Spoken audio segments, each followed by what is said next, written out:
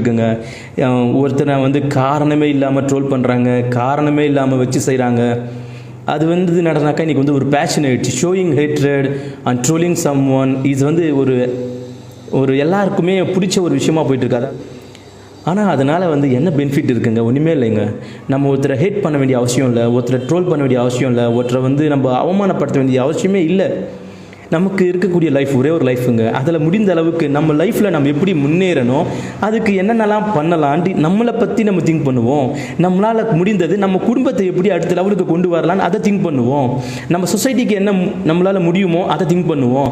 முதல்ல நம்ம நல்லா இருக்கணும், அப்புறம் நம்ம குடும்பம் நல்லா இருக்கணும், அப்புறம் நம்மளுடைய சொந்தக்காரங்க, அப்புறம் நம்ம சொசைட்டி, இப்படி நம்ம சுற்றி இருக்கக்கூடிய உலகத்தை பற்றி நம்ம திங்க் பண்ணோம்னாக்கா நம்மளுக்கு டைம் இருக்காதுங்க இந்த மாதிரி ட்ரோல் பண்ணுறதுக்கு, ஹேட் பண்ணுறதுக்கு. நாம் என்ன பண்ணலான்னா, ஹேட் பண்ணுறவங்க ஹேட் பண்ணிக்கிட்டோம், இக்னோர் பண்ணுறவங்க இக்னோர் பண்ணிக்கிட்டோம், இன்சல்ட் பண்ணுறவங்க இன்சல்ட் பண்ணிக்கிட்டோம். நம்ம மட்டும் நம்மளுடைய வேலை மேலே மட்டும் ஃபோக்கஸ் பண்ணுவோம். நம்பிக்கையாக வந்து நமக்கு இருக்கக்கூடிய ஒவ்வொரு டைமையும் வந்து நம்ம எப்படி டெவலப் ஆகணும், நாம் எப்படி ஜெயிக்கணும், நாம் எப்படி அடுத்த லெவலுக்கு போகணும், நம்ம குடும்பத்தை எப்படி அடுத்த லெவலுக்கு கொண்டு வரணும், நம்ம சொசைட்டிக்கு என்ன மாதிரியான ஹெல்ப் எல்லாம் பண்ண நல்லா இருக்கும், அதை பற்றி திங்க் பண்ணோம்னாக்கா it should be benefit to you and me and society இல்லையா? பட் சில பேர் வந்து இந்த சோஷியல் மீடியாவில் வந்து அவன் அப்படிடா, இவன் இப்படிடா, அவன் அவ்வளோடா, அவன் இவ்வளோடா, இதெல்லாம் நமக்கு வேணாம். நம்ம என்ன பண்ண போகிறோம்? நம்மளுடைய லைஃப் என்ன?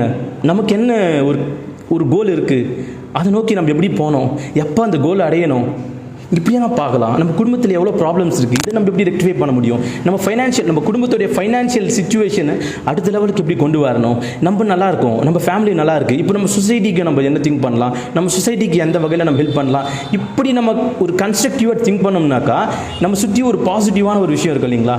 So try to be a positive person.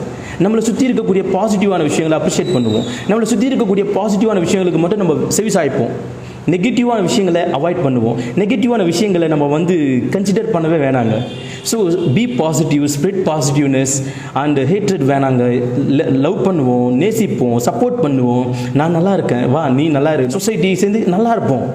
அந்த மாதிரி எல்லாருமே வந்து பாசிட்டிவாக இருக்கலாங்க. Be positive and spread positiveness, be happy and spread happiness, be lovable and spread love towards the people, and we will become the great nationality in the world. Have a nice day. I am your Surya Prakash Verma.